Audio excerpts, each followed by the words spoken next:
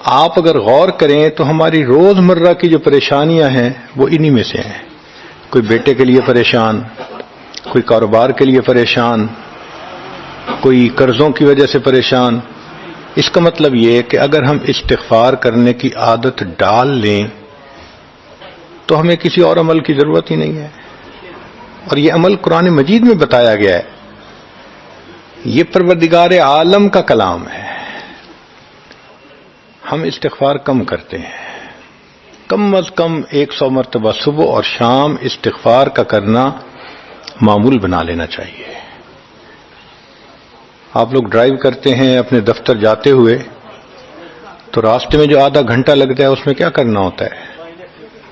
بعض لوگ نعت سن لیتے ہیں، تلاوت سن لیتے ہیں، وہ بھی عبادت ہے.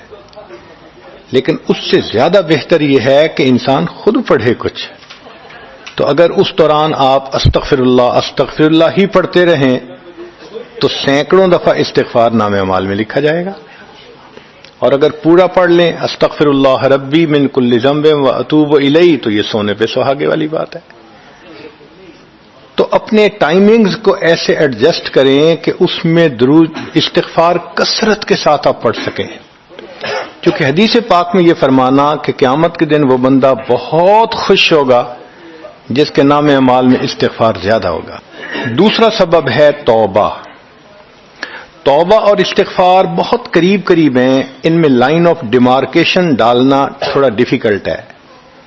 مگر علماء نے لکھا ہے کہ استغفار پچھلے گناہوں پہ ریپینٹنس کو کہتے ہیں، اور توبہ آئندہ گناہوں کو کمٹ نہ کرنا، اس کی کمٹمنٹ کرنا، عزم کرنا، اس کو کہتے ہیں. توبہ عزم جازم، ایک عہد کرنا کہ میں نے آج کے بعد گناہ نہیں کرنا، یہ توبہ کہلاتا ہے. تو گویا توبہ کا تعلق آئندہ گناہ نہ کرنا، استغفار کا تعلق پاسٹ کے ساتھ ہے کہ میں نے جو کیا برا کیا، اللہ بس میری غلطی کو پلیز معاف کر دیں. اس کو استغفار کہتے ہیں. اور یہ استغفار کا حکم اللہ رب العزت نے اپنے حبیب صلی اللہ علیہ وسلم کو دیا. فسبح بحمد ربک واستغفرہ، حکم ہے، صیغہ ہے امر کا.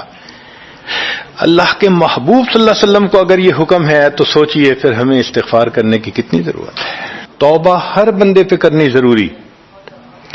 چنانچہ کافر ہے تو وہ کفر سے توبہ کر کے مسلمان بن جائے، مومن ہے گناہوں سے توبہ کر کے نیک بن جائے. جو نیک ہے وہ جو اپنے اعمال کے اندر غفلت ہوتی ہے، نماز کی غفلت، ذکر میں غفلت، تلاوت میں غفلت، اس غفلت سے توبہ کرے. اور جو کہے کہ جی میں تو اس سے بھی توبہ کرتا ہوں، تو بھئی ہم جو اعمال کرتے ہیں یہ اس کوالٹی کے تو نہیں کہ اللہ تعالیٰ کے ہاں قبولیت پا سکیں.